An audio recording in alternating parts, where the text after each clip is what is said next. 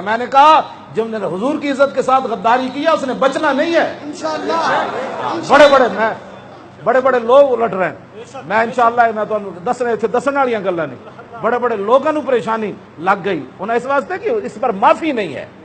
ہاں اس پر معافی نہیں، باقی رب سب معاف کر دیتا ہے۔ انہوں نے کہا جی نہیں کچھ بھی نہیں ہوتا، ہم ختم نبوت پر ڈاکے مارے، ہمیں کس نے پوچھنا ہے، ہمارا اقتدار جو ہے، ہم جناب گنڈے جو ہے، ہماری اکثریت جو ہے، ہم سینٹ میں جو ہے، ہم مرکز میں جو ہے، ہم صوبے میں جو ہے، اور صوبہ بھی سب سے بڑا ہے، اکثریت بھی ہماری ہے،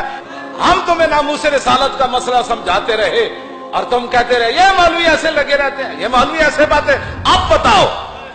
ہن دل تے ہاتھ رکھ کی بن رہا تیرے نال، ہن دل تے ہاتھ رکھ، ہن دس کی بنیا تیرے نال۔